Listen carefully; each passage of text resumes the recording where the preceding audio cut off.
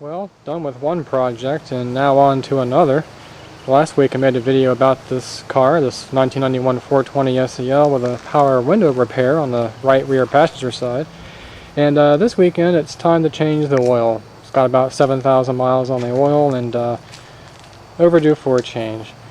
And for that we're going to of course need a case of oil. The engine takes about 8.5 quarts. And we're going to need a oil filter. This car uses a cartridge type of oil filter. And to get that filter off, it's better to have a long extension. This is actually composed of two different extensions, two different sizes, 1/4-inch drive and 1/2-inch drive. And that's because the filter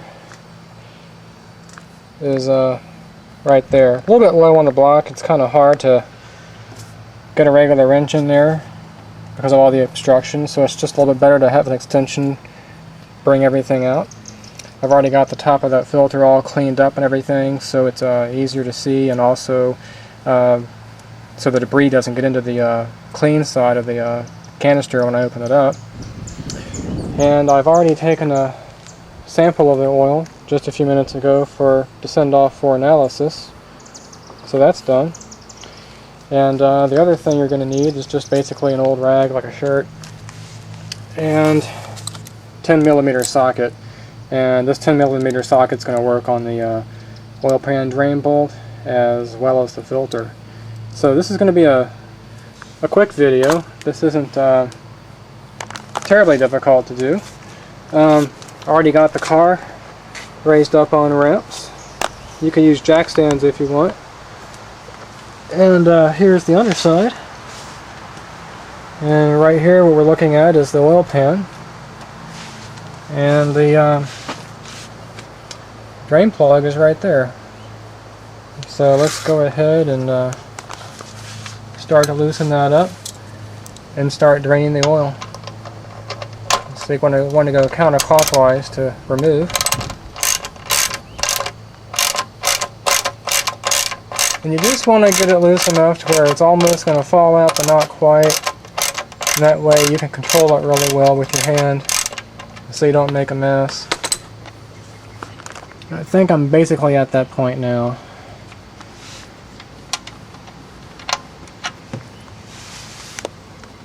So there it goes. And once that finishes draining out, I'll go ahead and move on to the oil filter.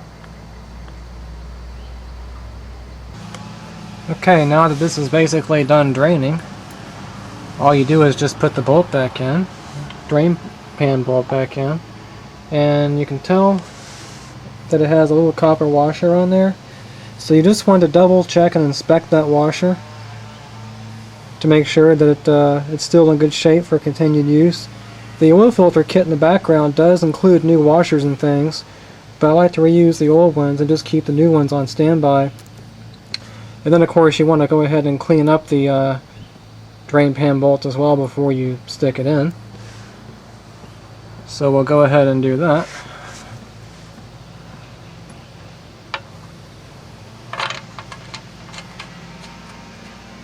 All you want to do is just get it started by hand. That's important to do, that way you won't strip any of the threads like I've seen on a lot of cars.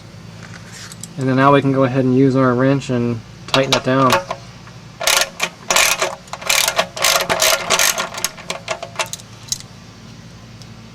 It's got some rust spots in it.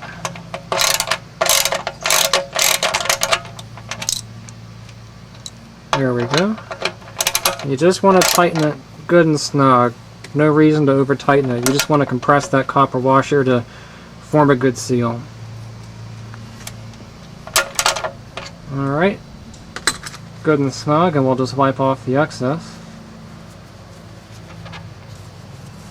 It's important to keep things clean, especially after you doing a job like this, because you want to check for leaks, and it's hard to check for leaks if everything's all dirty. So now we're basically done with the draining process, and we're ready to move on to the oil filter.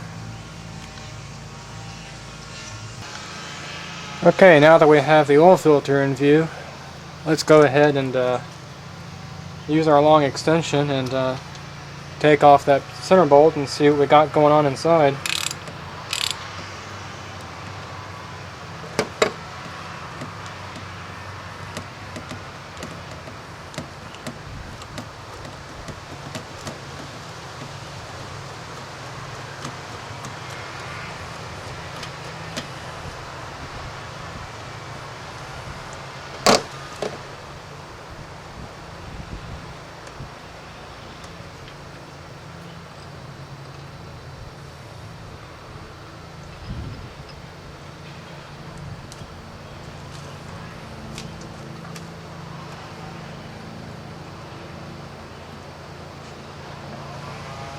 Just kind of pops off like that.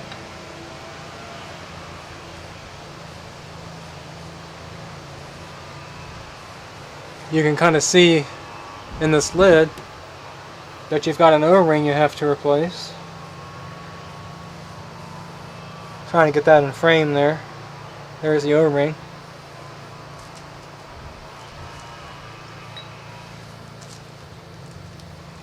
And this filter that I chose has a little handle on here that you can lift up and just kind of give that filter a little twist. In fact, let me get my towel. You want to hold a rag under that just to prevent any spillage. Just kind of give it a little twist and come right on out with it.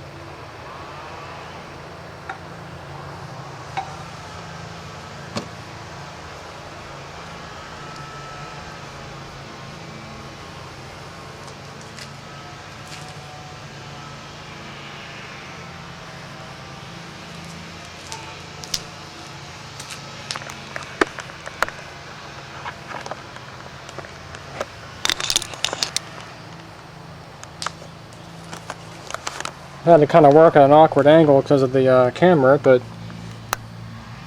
there's what the inside of the housing looks like. The input to the oil is on the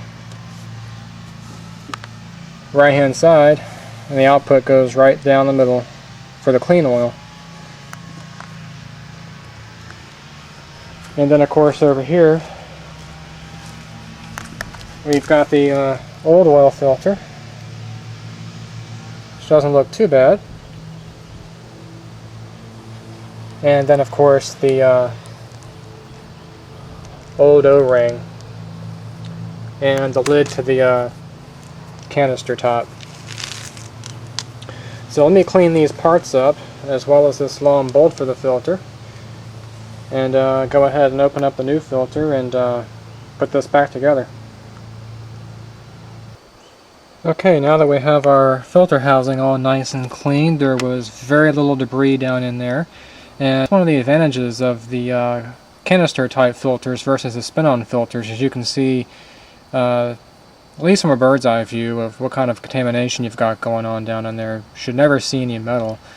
I went ahead and pulled off the air cleaner assembly so you can see a little bit better the oil filter housing and everything, and a little bit of the Bosch KE Jetronic fuel injection system, which actually looks pretty impressive.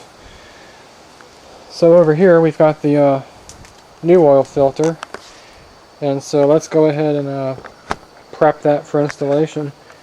I'd like to go ahead and saturate the media as best I can to reduce any kind of dry start, and I also want to lubricate that O-ring. So you essentially just, this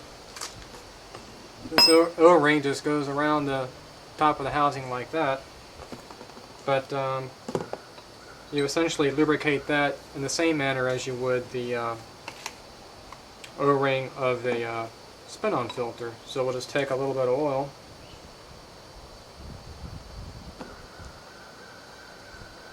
just work that around the O-ring like that. Doesn't take much.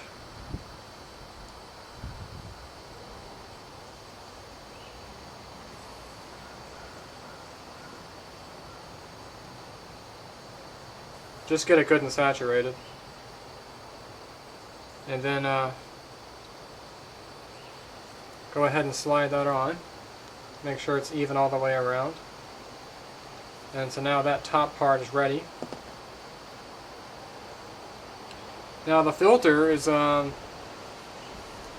it's definitely the correct type of filter for the car. But I noticed on this particular filter, the pull handle appeared to be on the bottom of the filter, because the bottom of the filter has a wider opening. But there's actually another pull handle on the top of the filter as well too. So I know this is the correct filter for the car, but I was a little bit caught off guard because the one that came off the car had the metal pull handle. Another thing you want to do is also lubricate around the inner surfaces of the rubber piece for the oil filter as well too. Just a light touch of oil is all you need. Just work that in. And so now we'll try to saturate this filter media as best we can.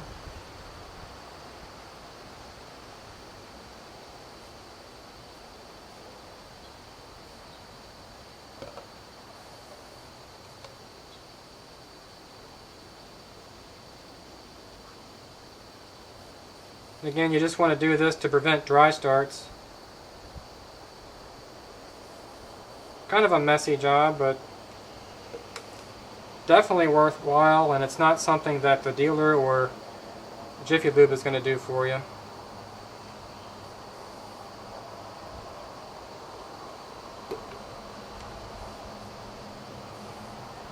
This filter is starting to get somewhat heavy, which is good.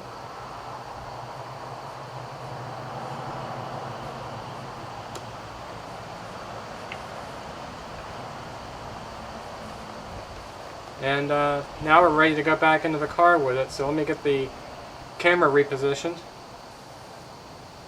and we'll go back in.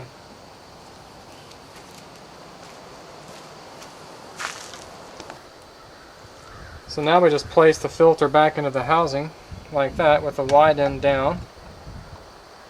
Just kind of rotate it back and forth and work it in there. Make sure it's seated properly all the way down to the bottom. And now we'll put the lid on.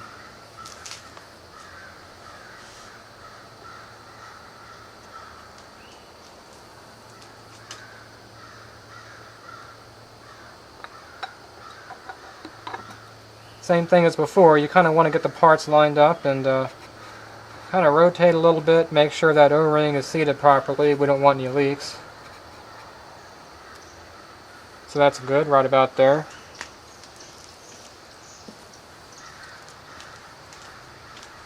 And this bolt also has one of those washers on it that come in the kit, which you can see here.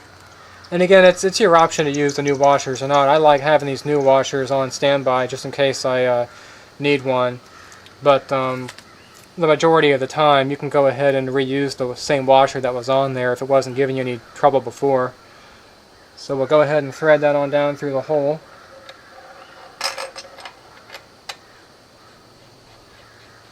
Just want to start that by hand.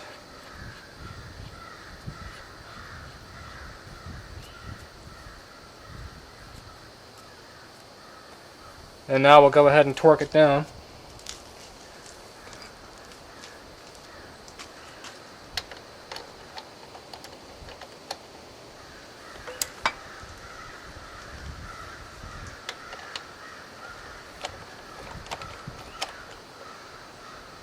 Make sure it's seated still.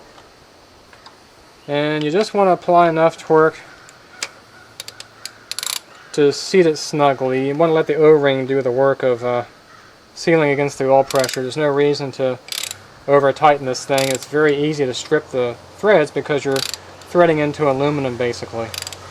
So just good and snug is all you need. Right about there.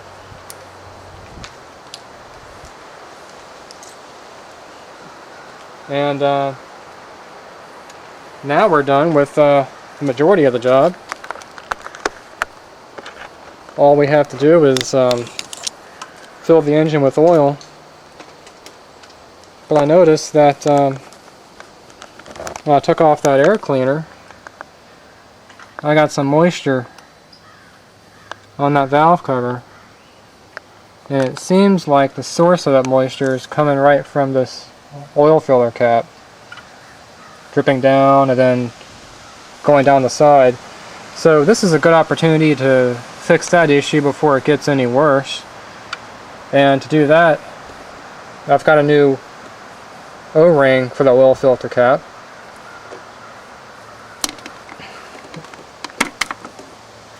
And that just fits right up in there like that. So I'm going to go ahead and replace that. You can kind of see it's dented in a little bit from being on there for so long. You can kind of get a little glimpse inside of the engine. See how clean that thing is.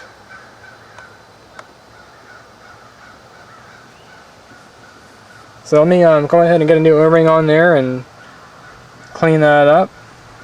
Add the oil and we'll be good to go. One of the things you want to do after changing the oil is to go ahead and do a good inspection underneath the car while you've already got it up in the air. And what I wanted to show you guys was a fairly common problem on an older vehicle like this with quote lube for life components. Let me see if I can zoom in for you. I'm focusing in on that lower ball joint right there. And you can see these grease seals are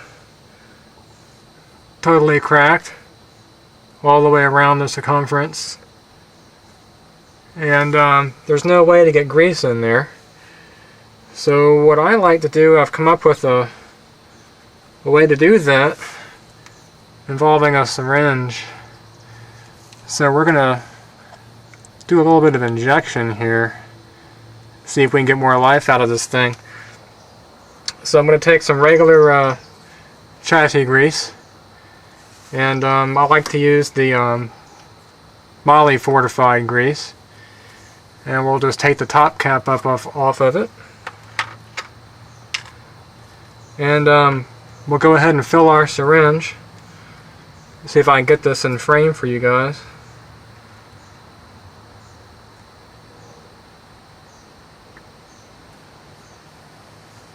That's a good amount.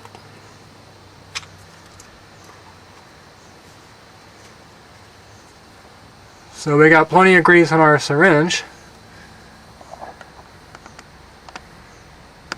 And let's see how much grease we can pack in there and get more life out of this thing.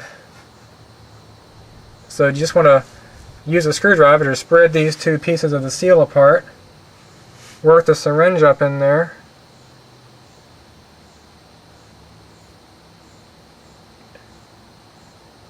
And just inject as much grease as you can.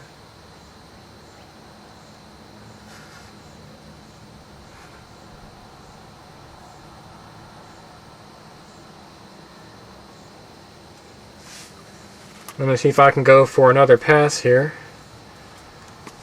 Doesn't hurt to get a little bit of excess grease in there.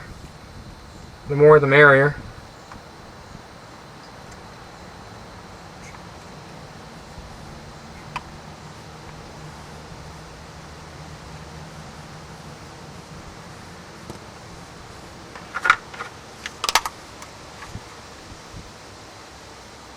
We'll just wipe off the outside of the syringe real quick to make it nice and neat. Then we'll go back in for a second pass. Just work it up in there as much as you can.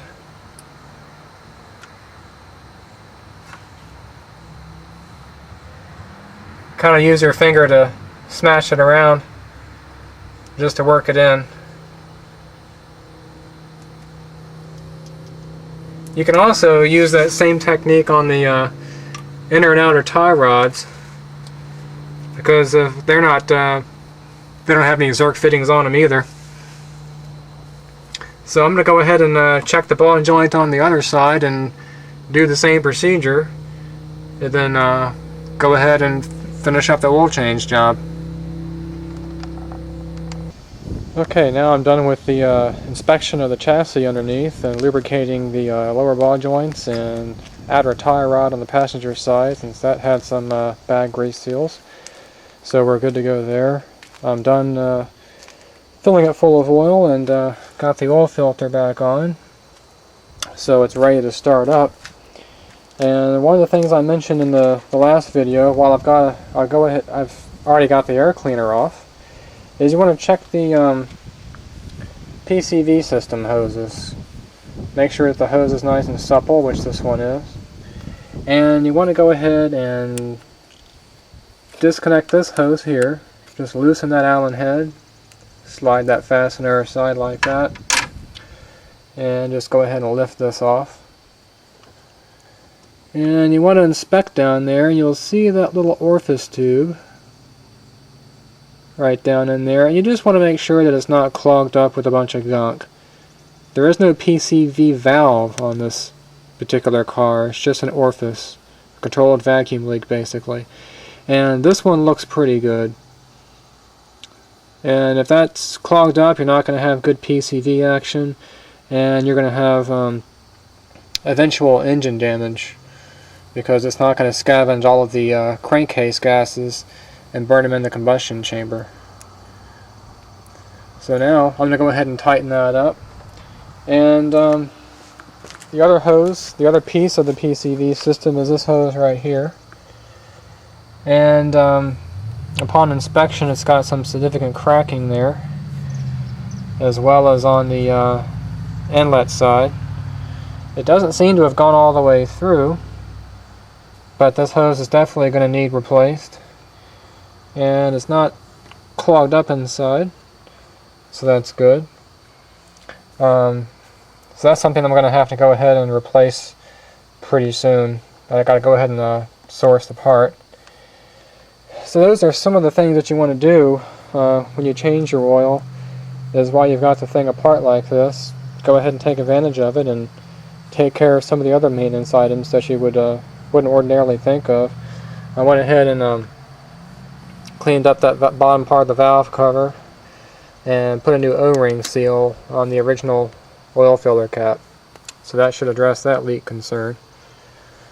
So I'm going to go ahead and put this thing back together and fire it up for the first time and check the oil level. Okay, let's go ahead and fire this up for the first time and check for leaks.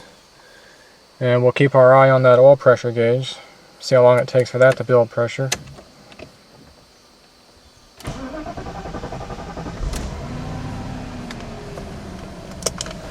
Pretty quick.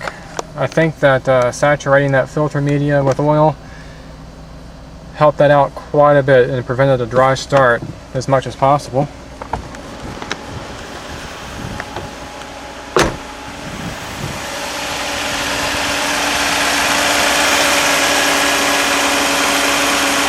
You'll hear that idle speed start to creep up after about maybe a minute and a half, leading me to think it's actually a computer problem versus a vacuum leak. Right now it's idling rather normally. Fan clutch disengaged.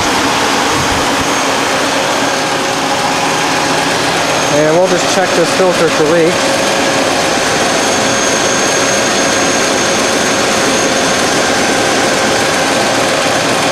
Pretty dry.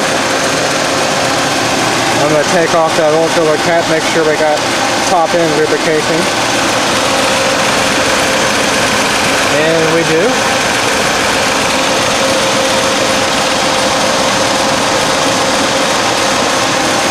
And then of course we'll, now you can hear the engine idle speed start to creep upward. Very unusual that the idle speed would do that just sitting there. Anyway, we'll check under the car, make sure that there's no leakage around the oil pan, so we're dry there.